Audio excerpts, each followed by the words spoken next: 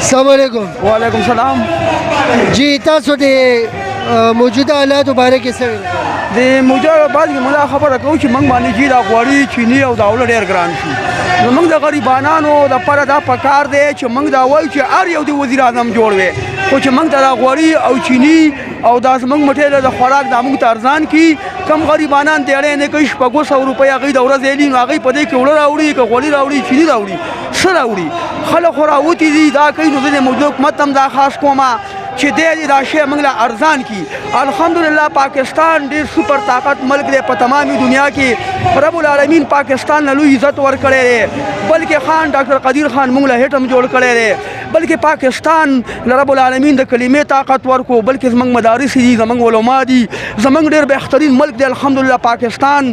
زموږ پاک ارمي چې کومه ده مسلح ارمي پاکه ده، خو بلکې زموږ جرنیلان غلط دي. بلکې موږ دا خاص کوو چې په آرمي شټاپ ته جاوید باجوا ته چې کوم نقش قدم جنرال محمد ضیاءالحق صاحب ایښی و، هغسې قدم ته کېده، هغسې قدم چې کوم ایوب خان صاحب ایښی و هغسې قدم کېده. پاکستان کې چې دا کوم ګډوډ شروع دي په دې ته ګش کېده او دا شی ختم کا. کم مټیل چې دا مکمل ګران شوی دی، غوړي دي، چیني دي، اوړه دي، او زمونږ چې کوم شی د خوراک د غریبانانو د دې حوامو هغه د موږ ته هغه شی ارزان کړی شي. پاکستان الحمدلله پاینده آباد، پاکستان زنده باد.